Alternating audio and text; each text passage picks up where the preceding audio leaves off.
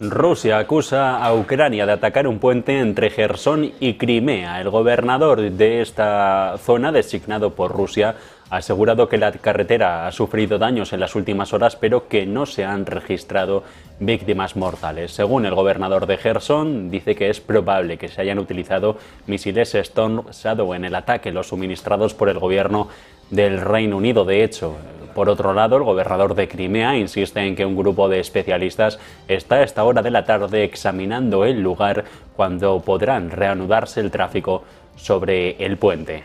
Un territorio conocido como la Puerta de Crimea, que es solo uno de los muchos puentes que unen a este territorio con el resto de Ucrania.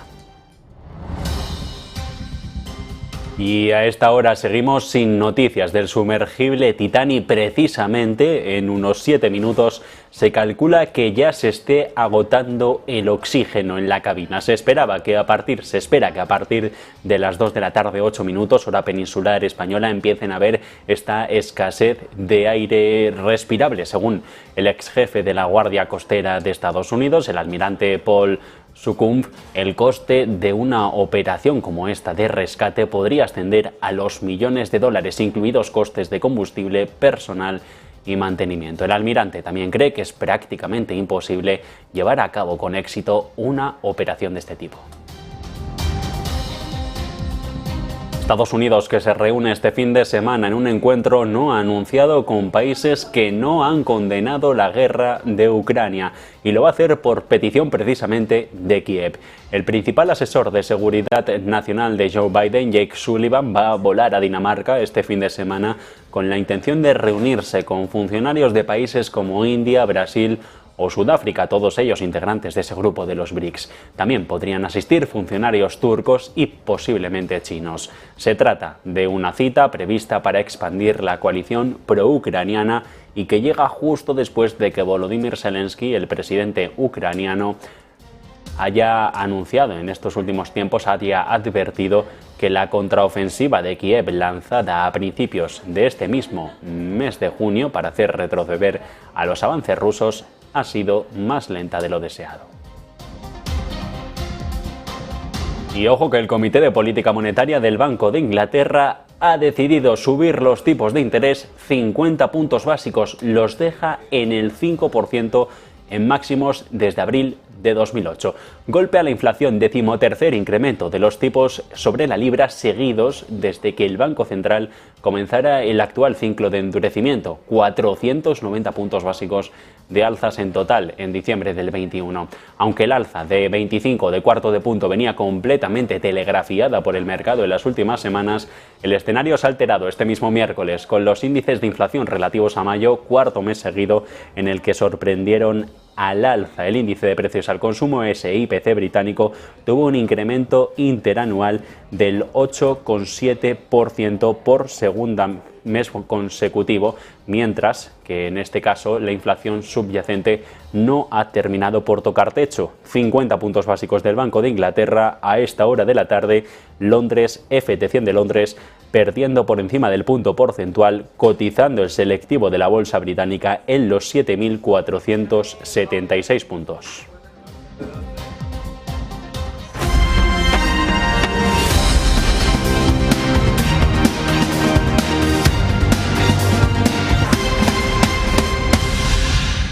¿Qué tal? ¿Cómo están? A esta hora de la tarde seguimos sin noticias del sumergible Titán y precisamente en unos minutos, en 4, concretamente 2 de la tarde, 8 minutos, hora peninsular española, se calcula que ya se esté agotando el oxígeno respirable para los integrantes. Según el ex jefe de la Guardia Costera de los Estados Unidos, el almirante Paul Sukumbh, el coste de una operación de rescate de este tipo podría ascender a los millones de dólares, incluidos costes de combustible, personal o mantenimiento.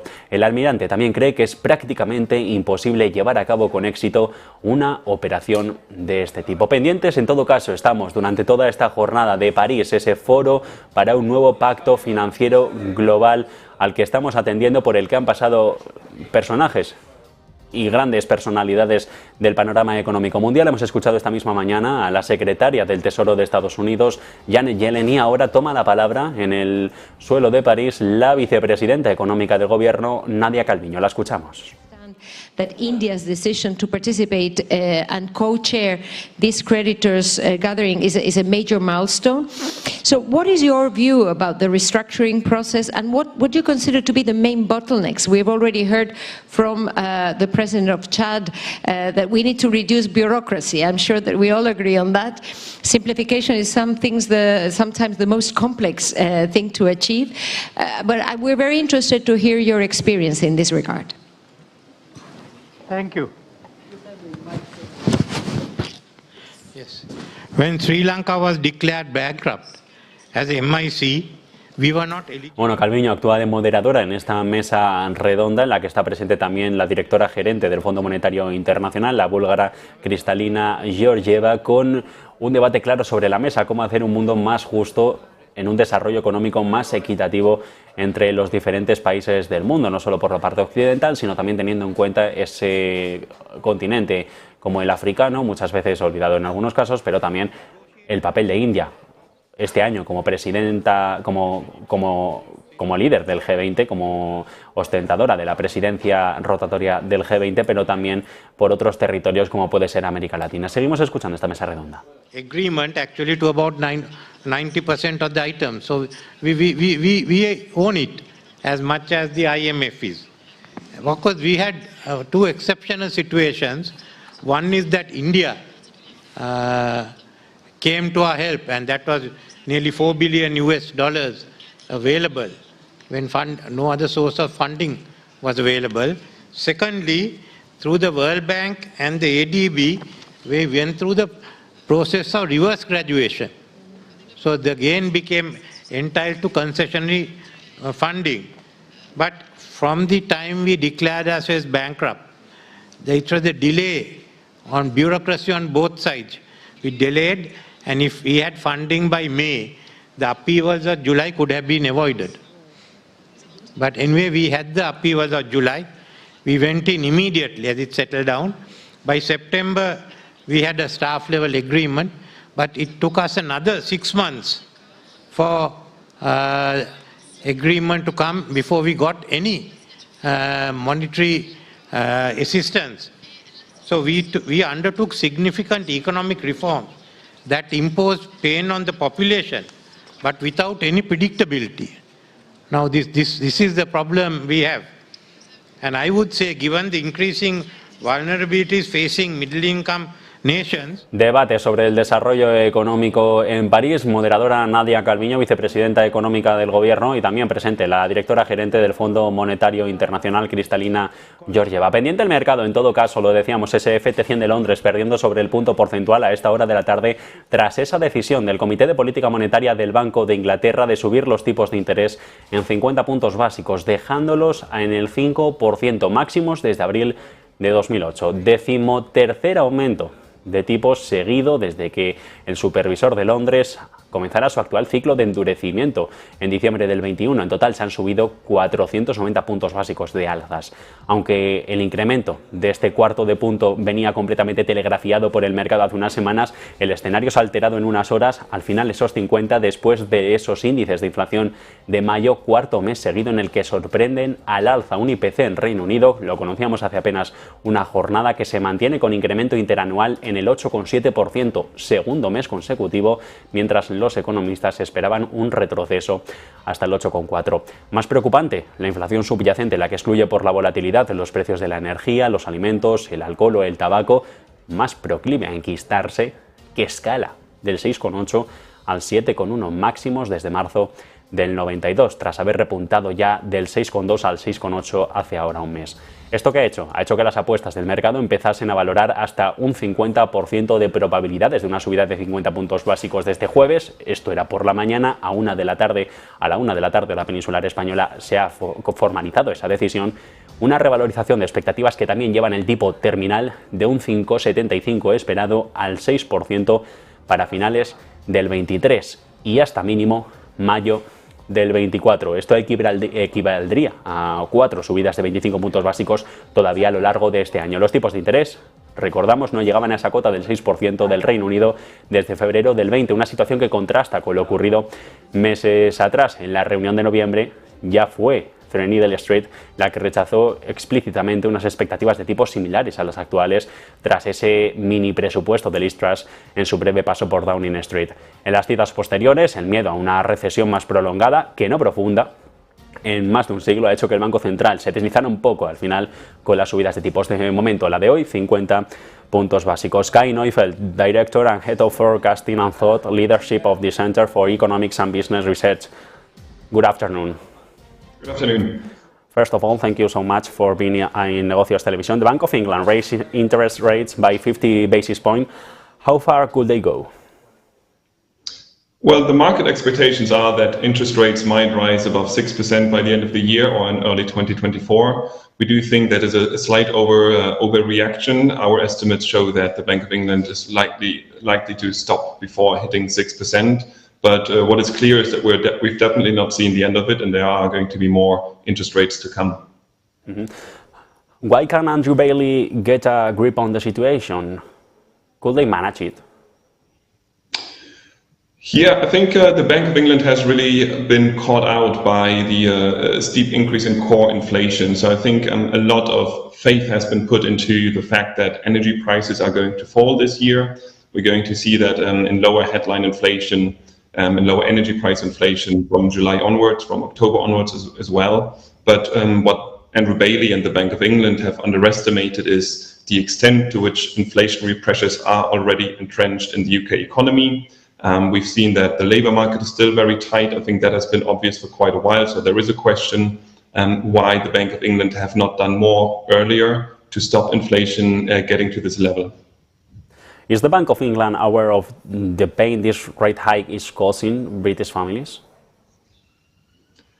I think they are aware. If you read the newspapers here, they are full of estimates of the stories of mortgage holders and the squeeze that is going to be put on them in this year and in the next year as well. Our organization has also estimated that for an average UK household, the mortgage bill will rise by around £4,000 per year. In London, that's more than £7,000. So it is quite clear there's a lot of pain for mortgage holders to come.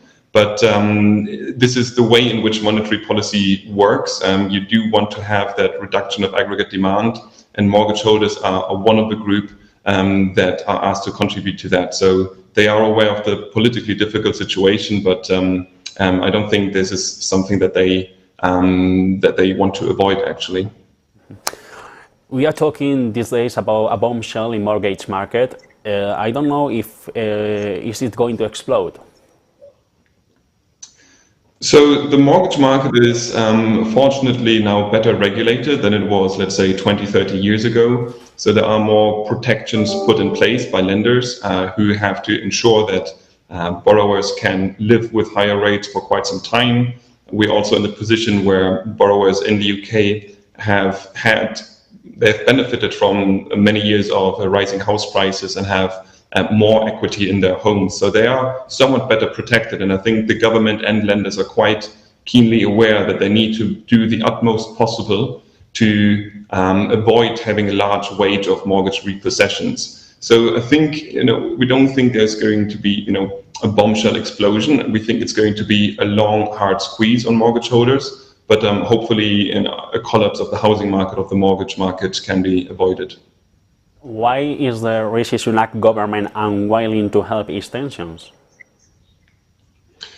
So the government is in a politically very difficult situation because, politically speaking, mortgage holders and homeowners are a very important constituency in the UK.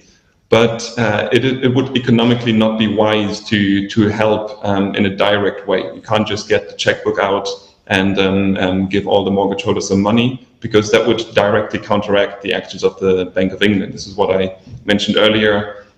The Bank of England actually wants to bring inflation down by introducing some pain through the mortgage channel. So helping mortgage holders on the one hand from the government, but then squeezing them from the Bank of England doesn't economically make sense. So I think what they need to do is just help those who are most in need and try to get longer mortgage terms, try to get them on interest-only mortgages to reduce their monthly outgoings, and hopefully tide them over until rates start to come down again. Will the UK finally fall into recession, and how deeply will it be? So our central forecasts still see moderate growth in the UK of about 0.4% for the year as a whole, but it's a very thin margin. It's very much touch and go. There could be a recession actually if it could happen that the UK falls into recession if rates really rise to 6% or above, and we do see a more pronounced fall in the housing market. This recent inflation reading, the decision by the Bank of England today to raise rates increases the likelihood, yes.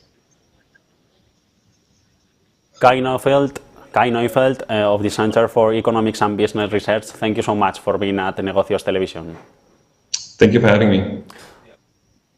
El aviso que ha lanzado Kai Neufeld aquí en Negocios Televisión es parecido al que hacía Bloomberg. Si los tipos llegan al 6%, como ya se está descontando por el mercado para finales de año, Reino Unido podría caer en una recesión. ¿Habrá o no habrá estallido de la bomba del mercado hipotecario? Por esta parte, sí que desde el CEBR lo descartan, aunque hablan de un largo periodo hasta que se vaya relajando las tensiones. En todo caso, ayudar a las familias, como se le ha pedido al gobierno de Rishi Sunak, que por cierto ha descartado esta situación en las últimas horas, puede tener sentido político, pero avisa, para el Banco de Inglaterra no, porque se le dan ayudas a las familias para que puedan pagar las hipotecas, el consumo, los precios van a seguir subiendo en lo que viene. Por lo tanto, va a ser más complicado para el Banco de Inglaterra controlar la situación con la inflación que recordamos en mayo cerró con un incremento interanual del 8,7%. En todo caso, Reino Unido preocupado por el clima político, hay peligro en el inmobiliario, la bomba no estallará, pero el Banco de Inglaterra tiene que seguir subiendo los tipos de interés, endurecimiento que podría llegar al 6% para final de año o incluso superar esta cota. Nosotros, publicidad y seguimos.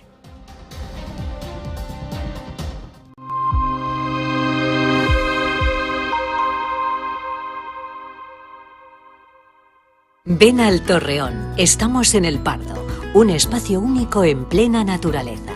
Disfruta de momentos de desconexión mientras saboreas la mejor gastronomía. Disponemos de 7 amplias terrazas y salones para todo tipo de eventos. Degusta nuestros exquisitos platos acompañados de una selecta bodega de vinos. A tu servicio, un gran parking y zona infantil. Abierto los 365 días del año. Cocina ininterrumpida desde las 10 de la mañana hasta las 12 de la noche. Haz tu reserva.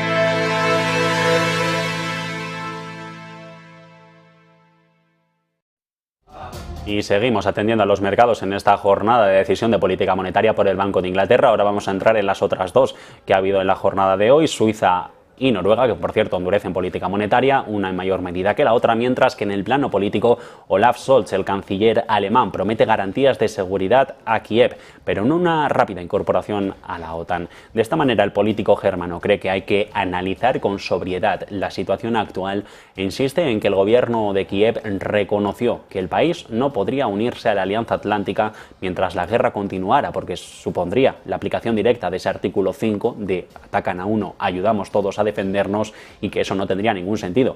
Para el bloque sería entrar en guerra justo en el momento en el que se adhiere un nuevo país. Por eso Scholz lo que sugiere es concentrarse en la máxima prioridad, en la cumbre de la OTAN en Vilna a mediados de julio, es decir, en fortalecer el poder de combate de Ucrania.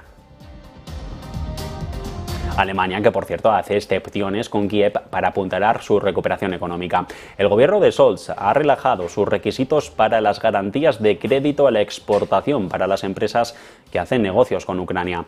Con efecto inmediato, el procedimiento de solicitud ya no va a requerir garantías bancarias si el riesgo es justificable, reemplazando así un examen caso por caso más estricto. El gobierno alemán insiste en que las empresas, pequeñas y medianas empresas, se van a beneficiar potencialmente de estos cambios de modelo.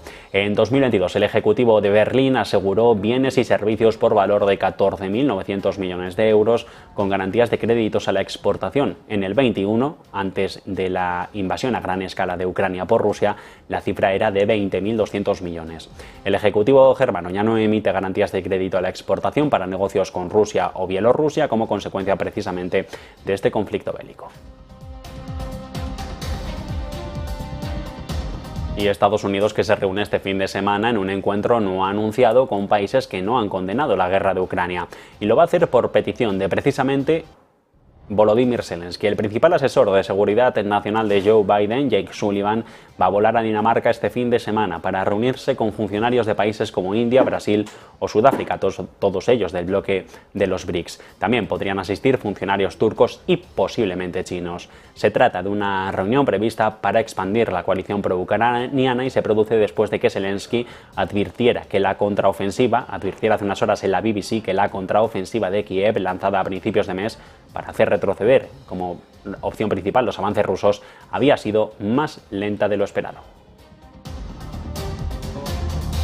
Rusia, por su parte, asegura que su país y Estados Unidos intercambian señales periódicamente sobre el control de armas, a pesar de que el tratado New START, con el que ambas potencias controlaban las armas nucleares entre sí, ya no está en marcha. Más detalles, Eva Villanueva. Muy buenas. Rusia y Estados Unidos intercambian señales periódicamente sobre el control de armas. Lo acaba de decir el gobierno ruso en boca de su viceministro de Exteriores, Ryabkov.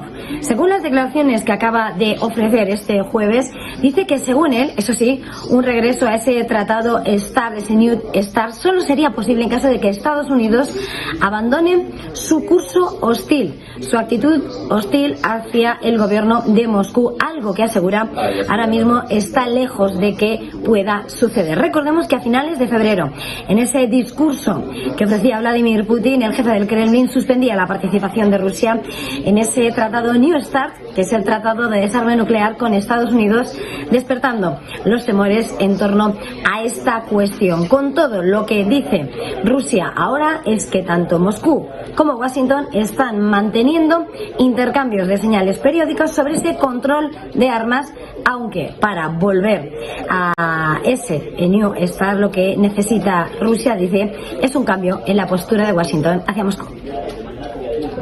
Y les decíamos, pendientes de las decisiones de política monetaria de varios supervisores mundiales. Hemos visto a ese Banco de Inglaterra que incrementa tipos en 50 puntos básicos, cuando Turquía, el Banco Central turco, le lanza un órdago al propio presidente del país, a Recep Tayyip Erdogan, y acaba de anunciar un giro en U para hacer frente a una inflación del 40%, sube los tipos de interés en un 15%. Es el primer incremento de tipos desde marzo del 21, después de haber reducido constantemente su tasa de política del 19 hasta como estaba recientemente sobre los 8 puntos porcentuales. Un órdago de la nueva gobernadora del Banco Central del país, que nombró recientemente el ministro de Finanzas de Erdogan, Mehmet Şimşek, que precisamente llegó al Ejecutivo de Ankara con el objetivo de devolver a Turquía la ortodoxia económica y la confianza de los inversores internacionales tras una prolongada crisis del coste de la vida. Sube los tipos. El Banco Central turco los duplica de golpe, del 8,5 al 15%. De esta manera,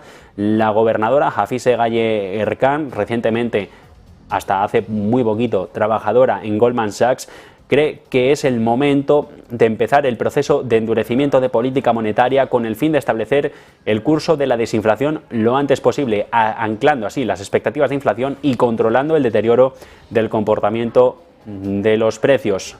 El mercado parece que se lo toma bien, pero dice que no es suficiente. La lira se ha debilitado justo después de la noticia, o en el entorno del 24,1 frente al dólar, desde el 23,54 justo antes de que se anunciara la decisión. Un cambio de sentido por parte del supervisor turco después de reducir constantemente la tasa de política monetaria, la tasa de tipos de interés del 19% a finales del 21 hasta el 8,5 de marzo. A medida que la inflación se iba disparando, rompiendo el 80% a finales del 22 y disminuyendo en mayo a poco más de los 40 puntos porcentuales. Una ortodoxia económica tradicional que sostiene que las tasas deben elevarse para enfriar la inflación. Esto es lo que dicen los libros, pero es que Erdogan, autoproclamado él mismo como enemigo de los tipos de interés, llama a esta estrategia, a subir tipos para controlar la inflación, la madre de todos Los males, el resultado de la política de Erdogan interviniendo su banco central, una crisis del coste de la vida, la moneda desplomada, la lira desplomada, una pérdida de valor que ha supuesto frente al dólar en los últimos 5 años de alrededor del 80%. De esta manera, Turquía duplica los tipos de interés del 8,5 al 15%, órdago de la nueva gobernadora del Banco Central, Erkan, al propio presidente del país, a Recep Tayyip Erdogan. Y entre tanto, una de las últimas arterias que transportaban gas ruso a Europa podría cerrarse a finales del próximo año. ¿El motivo? Que es entonces cuando vence el contrato de suministro de Ucrania con Gazprom. Así lo ha anunciado el ministro de Energía de Ucrania en estas últimas horas en una entrevista con el Financial Times, en la que asegura que las posibilidades de que Kiev y Moscú acuerden la renovación del contrato de tránsito de 5 años, firmado por primera vez en 2019, son escasas, a pesar de que la ruta a través de Ucrania representa casi el 5% del total del gas que llega a Europa de las importaciones de esta materia prima al viejo continente. De hecho, el ministro admite que están preparando un sistema para el corte de los suministros. La decisión de Moscú de recortar los suministros a Europa el año pasado desencadenó la crisis energética, avivando la inflación, elevando el coste de la vida y el TTF del gas natural disparado en Países Bajos. Pero, aunque se cerraron varias rutas, el gasoducto ucraniano es uno de los 2 que todavía continúan suministrando gas, aunque a volúmenes reducidos. Hay países que dependen y mucho de esta materia prima que llega desde Rusia a través de Ucrania. Según datos de la consultoría energética ICIS, Austria, por ejemplo, ha dependido del gas ruso que pasa por Ucrania para aproximadamente la mitad de sus importaciones de gas en el mes de mayo, mientras que en Eslovaquia el gasoducto representó el 95% de todo el suministro. Rusia, que acusa, por cierto, a Ucrania de atacar un puente entre Jersón y Crimea. El gobernador de esta zona de Jersón, designado por Rusia, ha asegurado en las últimas horas que la carretera sufrió daños, pero que no se han registrado víctimas mortales. Ha comentado que es probable que se hayan utilizado misiles Storm Shadow, los suministrados para el ataque por parte del gobierno del Reino Unido. El gobernador de Crimea, por su parte, de este territorio del sur del país, insiste en que un grupo de especialistas está examinando ya el lugar para determinar cuándo podría reanudarse el tráfico sobre el puente. Precisamente una infraestructura conocida como la Puerta de Crimea, que es solo uno de los muchos puentes que unen al territorio con el resto de Ucrania. Ofrecen, eso sí, una alternativa al estrecho istmo que conecta la península con el resto del país. Y entre tanto, palabras, la del viceministro ruso de Exteriores en las últimas horas, calificando de inapropiada la presencia del presidente francés Emmanuel Macron en la próxima cumbre de los BRICS, las potencias emergentes, alegando que Francia aplica una política antirrusa. De hecho, las palabras han sido: incumbe a la parte anfitriona definir el círculo de invitados. Es la práctica habitual. De hecho, lo comentábamos ayer en Negocios Televisión, a las cumbres de los BRICS no suelen ir invitados extranjeros. Pues bien, los rusos dicen que es importante que a ello se deben proceder a consultas. Si se quiere invitar a extranjeros, se debe proceder a consultas con todos los restos de los miembros de los BRICS. La presencia de un líder de Estado que implementa una política tan hostil e inaceptable, en referencia a Macron, por parte de los rusos, dice que argumenta con tanto énfasis y convicción que a Moscú hay que aislarla en el ámbito internacional y que comparte el planteamiento de la OTAN de infligirnos una derrota estratégica. Es claramente, dice, un invitado inapropiado para la próxima cumbre de los BRICS, Pretoria, Sudáfrica, en unos meses.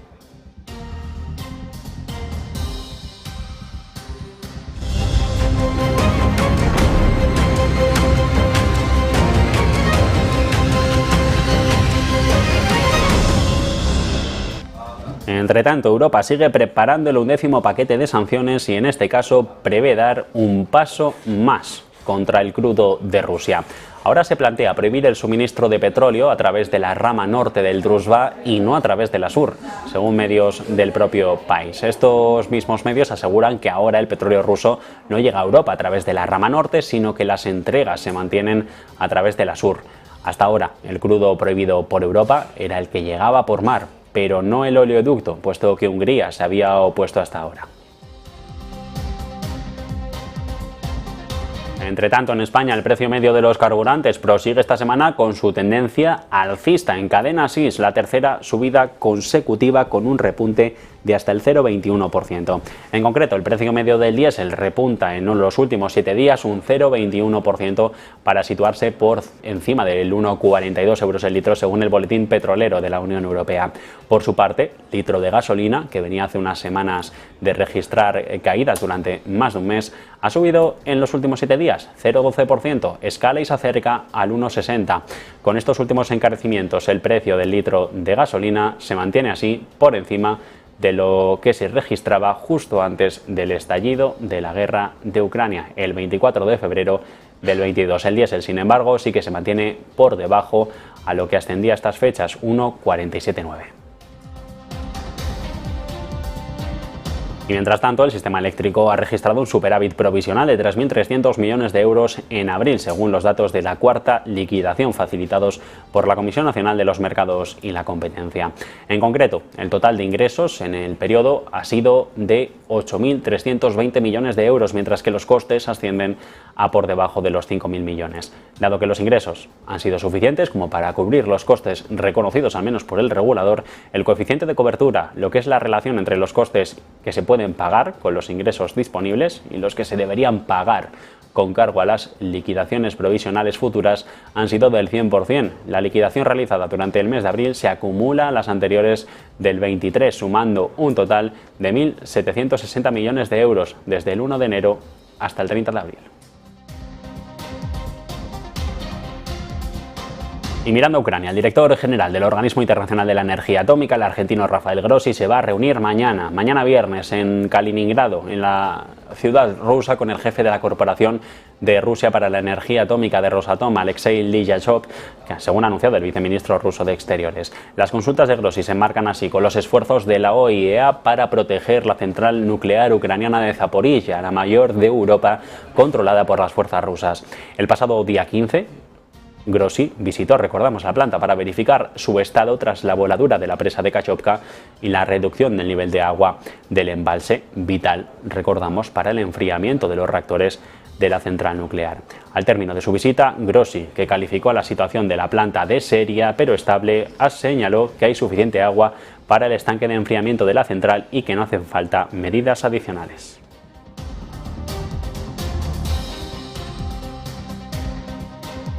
Y entre tanto, transición energética. La producción de combustible sostenible de aviación, el SAF, puede añadir 56.000 millones de euros al PIB español y unos 270.000 empleos adicionales, sobre todo en zonas rurales ricas en la producción de residuos forestales y biológicos con los que se genera este combustible. Entre otras aerolíneas, las españolas Iberia y Vueling, las que pertenecen al grupo británico IAG, es lo que han comentado según la conclusión de un estudio encargado a PwC que cifra en 22.000 millones de euros la inversión necesaria hasta mitad de siglo para el desarrollo de una treintena de plantas de producción en España. Este SAF, alternativa a los combustibles fósiles, que reducen entre un 60 y un 100% las emisiones de CO2 del combustible en todo su ciclo de vida, desde su producción hasta su consumo, pero es caro por la baja producción, cuesta entre 2 y 3 veces más que el queroseno utilizado actualmente. Y entre tanto, pendientes de París, pendientes de esa cumbre de financiación climática, de ese nuevo pacto global en el que ha estado la secretaria del Tesoro de Estados Unidos, Janet Yellen, antes de acudir a la cumbre financiera de Macron. Ha vuelto a hablar de los bancos multilaterales, como Fondo Monetario Internacional, como el Banco Mundial, y de cómo tienen potencial para seguir dando dinero a los países pobres. Yellen asegura que con el capital que tienen todos estos bancos multilaterales pueden financiar con otros 200.000 millones de dólares la próxima década. There is clearly potential by following up on some of the CAF recommendations to increase financing capacity. And, we have seen in the adoption of recommendations by the World Bank that have will lead to a meaningful increase. As I mentioned, we think for all the MDBs, and we want to see reforms not just at the World Bank, but at the other MDBs as well. We could see unlocking $200 billion additional over a decade. And I think our focus is we're certainly not ruling out at some later stage a capital increase, but I think these banks need to function better individually and as a system first. expand their mission to address these global challenges. En una mesa redonda en la que también ha estado Yellen con la ministra de Finanzas de la India y otros representantes como Ajay Banga, el director del Banco Mundial, ha querido comentar que el compromiso de Estados Unidos para la financiación del mundo en desarrollo es completamente vital y que harán todo lo posible para trabajar junto a ellos. Una crítica velada o más que nada un intento de acercar posturas frente a ese mundo en desarrollo para que China no llegue a cubrir la posición que Estados Unidos podría dejar abierta. Mientras tanto, cita en la que ha estado el secretario general de la ONU, Antonio Guterres, y haya considerado este mismo jueves que la actual estructura financiera internacional está obsoleta y que contribuye esto a acrecentar las desigualdades, por lo que ha pedido medidas urgentes hacia una mayor justicia mundial. Según el portugués, no es necesario esperar a una transformación radical de la arquitectura financiera internacional porque se pueden tomar medidas a partir de ahora, dando un paso, dice, de gigante hacia la justicia mundial.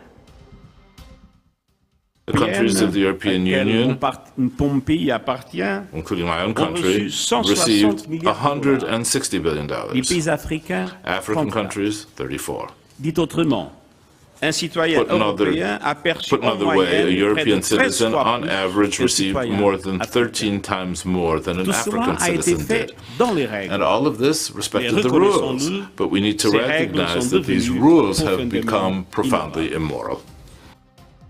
Guterres ha asegurado que no tiene esperanzas de que salga adelante la reforma profunda del sistema financiero internacional que se propuso a principios de mes durante la Cumbre del Futuro, pero pide medidas urgentes en favor de las economías emergentes y en desarrollo. Reitera de momento su plan, 500.000 millones de dólares anuales para relanzar los objetivos de desarrollo del planeta, que incluyen medidas, dice, concretas que los dirigentes pueden adoptar enseguida. Entre ellas se detallan mecanismos como el de suavización de la deuda, plazos más largos, tipos de interés más bajos, un aumento de la dotación de los bancos multilaterales de desarrollo o simplemente la creación de financiaciones de urgencia. También ha propuesto un mecanismo que permita emitir automáticamente derechos de deuda especiales en caso de crisis y para acabar con las subvenciones a los combustibles fósiles y dirigirlas, dice, a productos más sostenibles y productivos. Pide un nuevo Bretton Woods del siglo XXI. There will be no serious solutions to the crisis with serious reforms.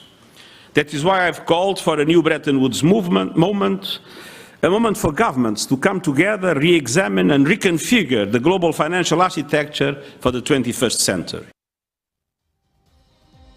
Bueno, el Banco de Inglaterra, entre tanto, ha decidido elevar los tipos de interés en 50 puntos básicos. Lo hemos comentado en Negocios Televisión, lo hemos analizado hace apenas unos minutos. Y mientras tanto, el primer ministro del país, Rishi Sunak, insiste en que confía en cumplir el objetivo de reducir la inflación a mitad antes de que termine este año. Tendría que reducirla en el entorno de más o menos el 4,35%, está actualmente en el 8,7%.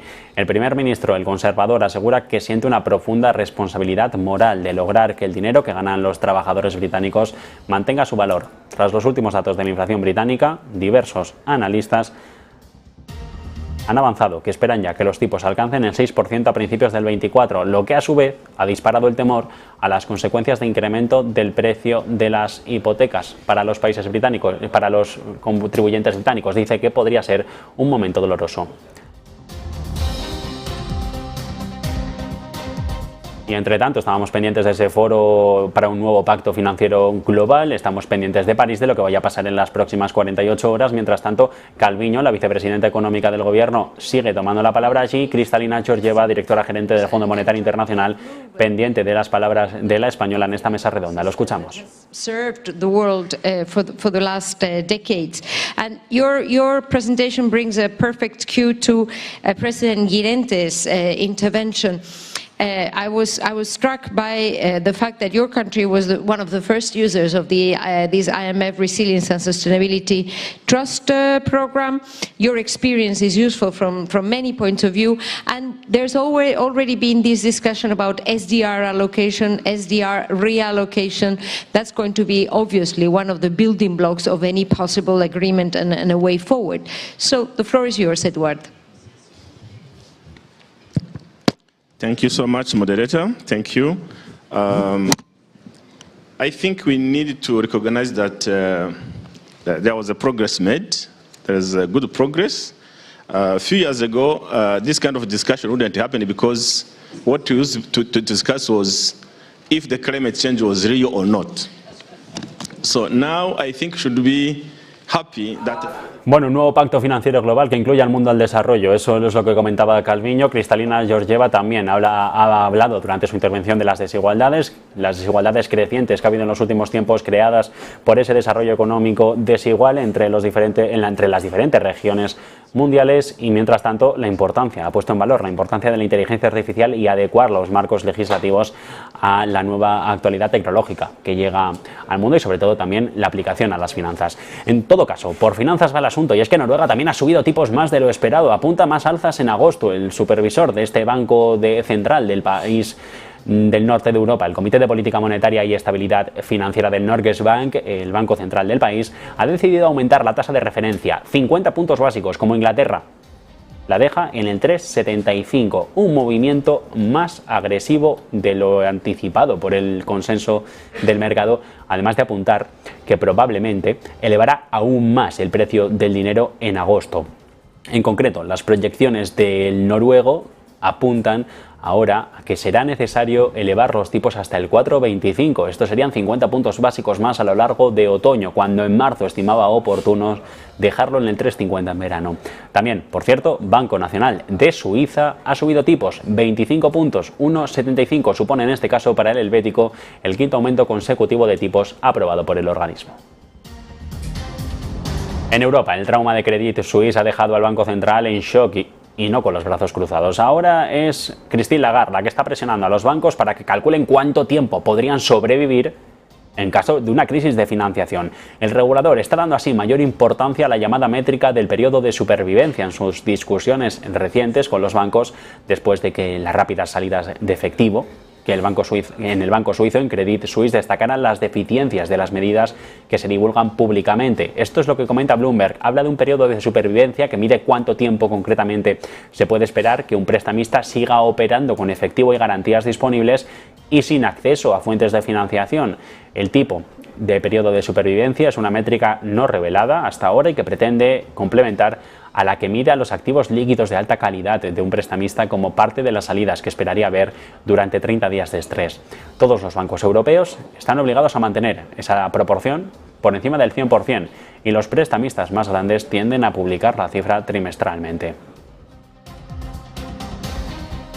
Un grupo de bonistas de cocos de Credit Suisse, por cierto, ha presentado una demanda colectiva hoy acusando a los ejecutivos del banco suizo, incluidos 3 directores generales, de ser responsables de la caída de la entidad. Se los acusa de realizar transacciones excesivamente riesgosas para lograr altos rendimientos y bonificaciones a corto plazo. En la demanda aseguran que los directores de altos ejecutivos de Credit y la cultura, dicen, podrida que inculcaron y fomentaron, destruyeron la confianza en el banco, lo que llevó a su colapso. La demanda también ha acusado a 3 ejecutivos de crear y perpetuar una cultura en Credit Suisse que priorizaba las ganancias, la asunción de riesgos excesivos y el trato de personal por encima de la agresión sólida de riesgos, de la gestión sólida de riesgos y del cumplimiento incluso de la ley helvética. Por cierto, que el Banco Nacional de Suiza va a considerar de cerca el tamaño de UBS tras completar la adquisición con Credit Suisse. Lo ha comentado el propio vicepresidente del supervisor. Por supuesto, ha dicho en una entrevista, debido a que es un banco tan grande, necesita requisitos de capital mucho más altos. Quieren evitar una caída de otro titán del negocio financiero. Se van a tener en cuenta desde una perspectiva de estabilidad financiera para no provocar una nueva crisis bancaria del país.